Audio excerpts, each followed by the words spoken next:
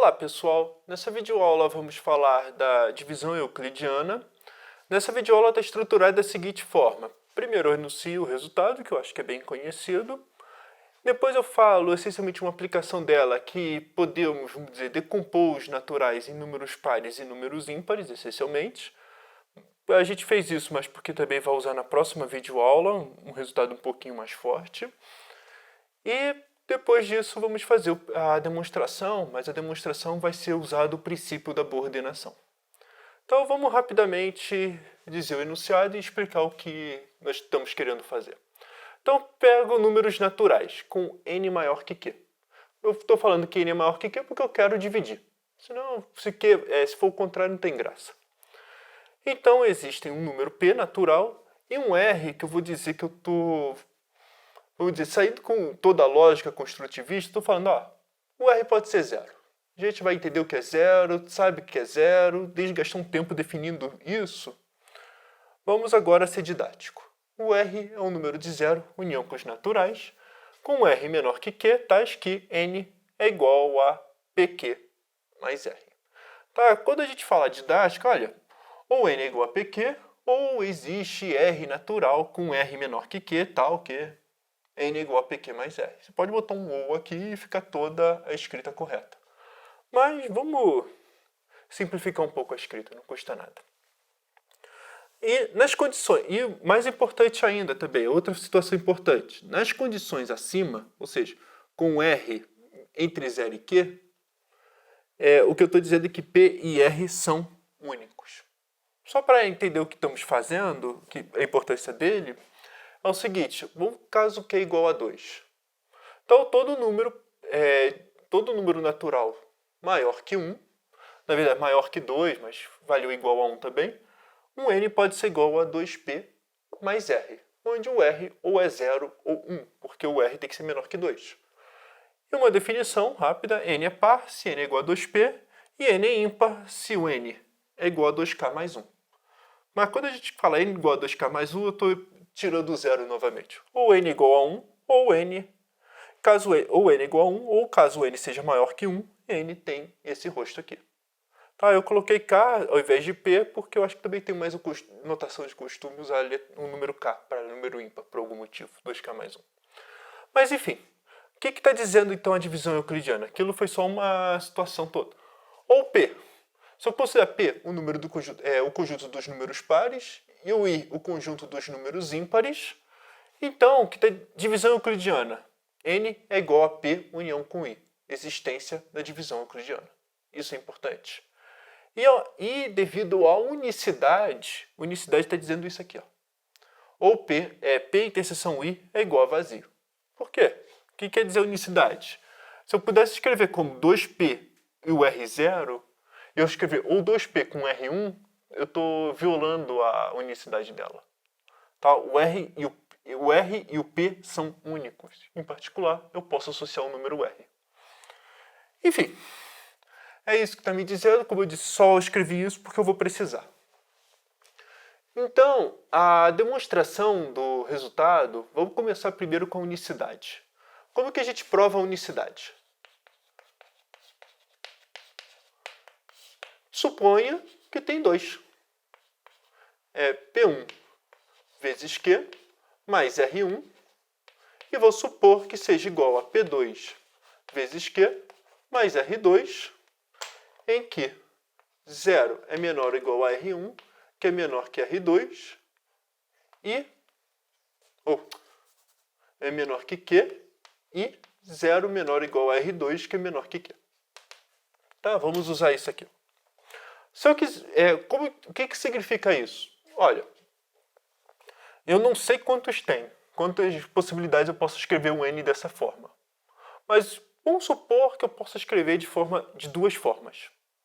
O que eu quero concluir é que P1 é igual a P2 e R1 é igual a R2. Se tentar escrever de duas formas, chega a uma ambiguidade, não fez nada.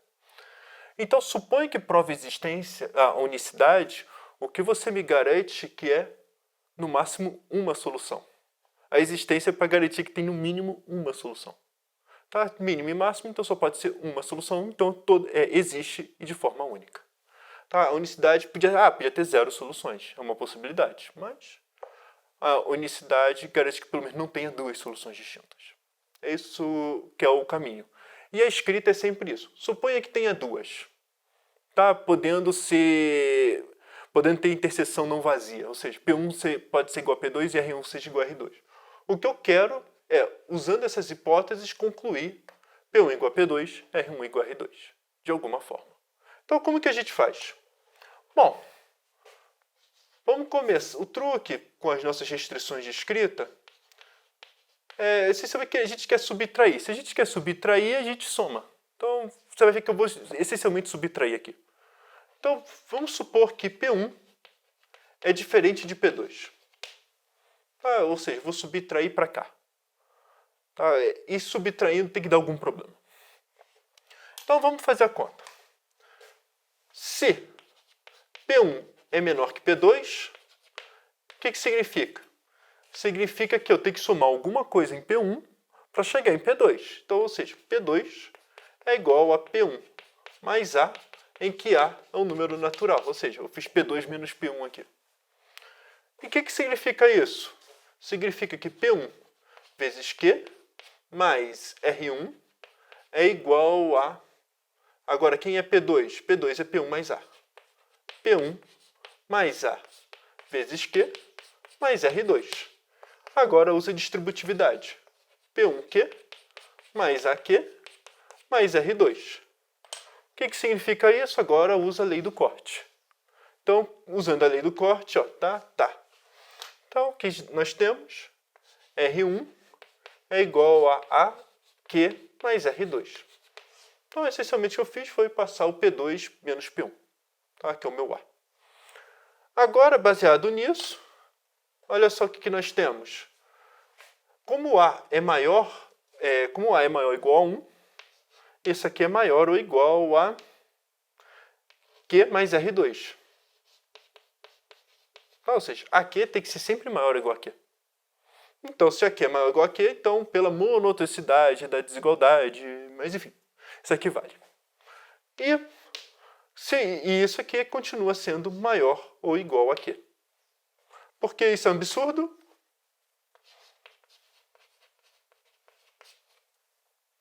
Por causa disso aqui. Pois R1 é menor que Q. Então, eu vou escrever isso aqui analogamente.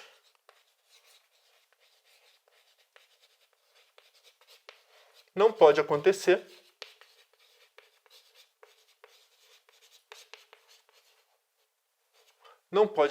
que P2 menor que P1. Quem quiser, por tricotomia, P1 é igual a P2. Logo, P1 é igual a P2. Mas se P1 é igual a P2, o que nós temos? Então, deixa eu escrever aqui um daí.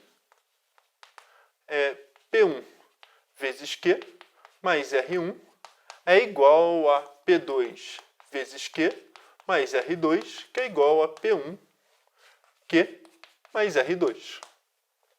E isso aqui conclui que R1 é igual a R2. Tá? Lei do corte novamente. Então, a gente provou a existência, a unicidade. Agora, vamos supor que a gente queira... agora a gente vai provar a existência.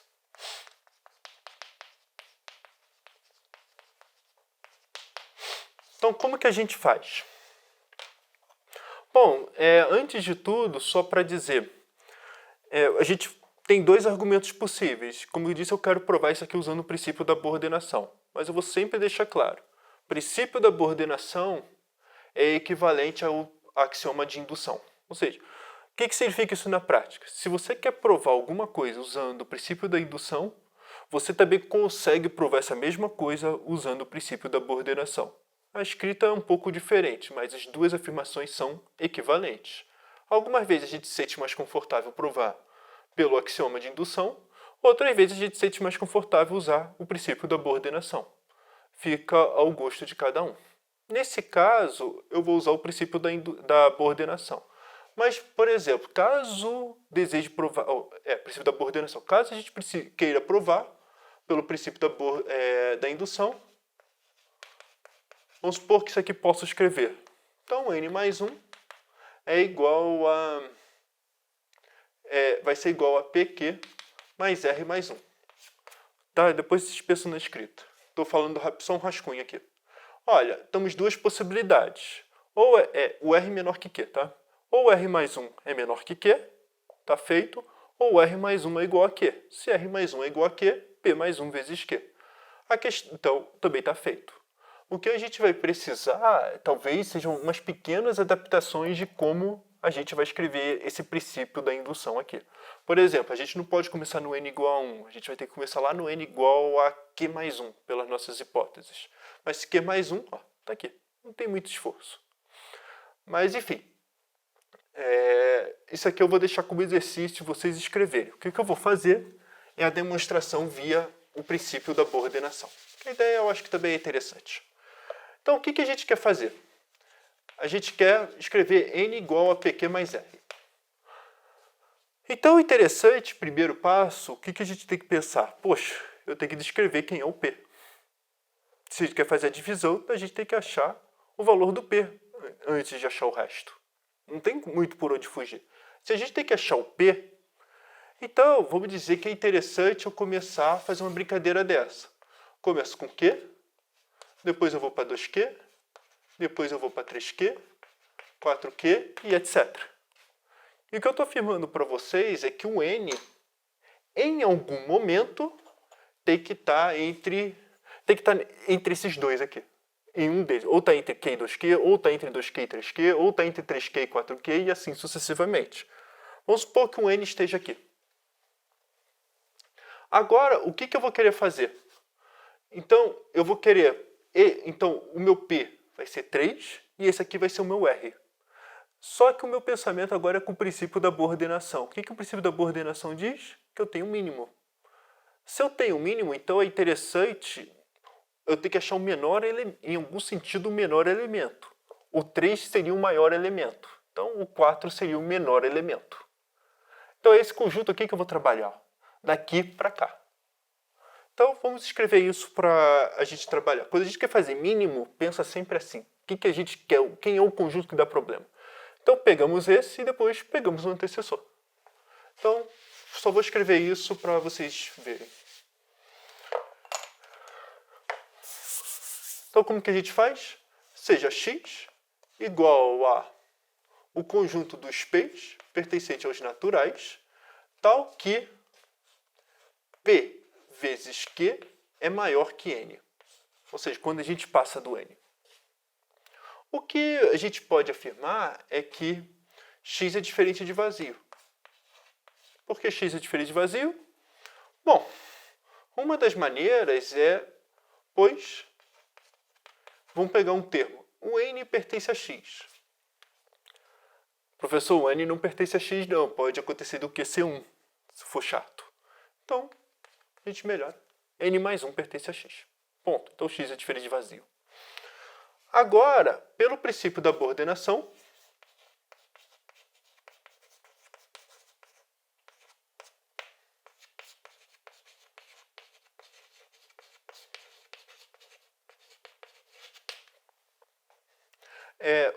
eu posso falar que x possui um mínimo.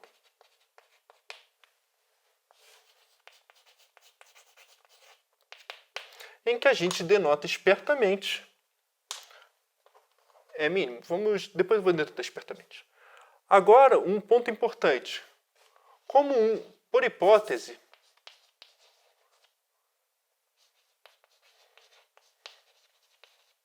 o que eu estou dizendo para vocês é que 1 não pertence a x.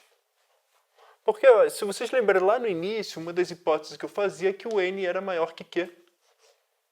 E eu falava que o n é maior que q por hipótese,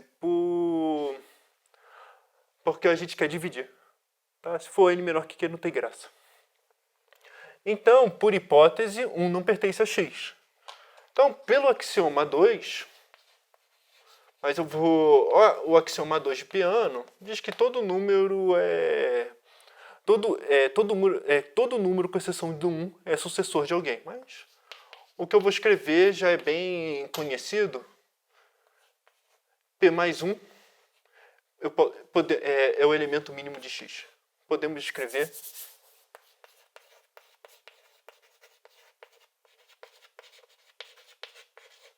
P mais 1 como elemento mínimo de x. Tá, em resumo, todo número natural todo número natural diferente de 1 pode ser escrito no formato P mais 1 com P natural.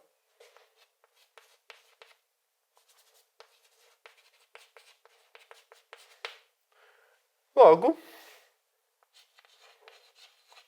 P não pertence a x e, portanto, agora sim temos a maravilha da desigualdade. P é P vezes Q é menor ou igual a N, que é menor que P mais 1 vezes Q. Tá, agora vou voltar à minha escrita antiga.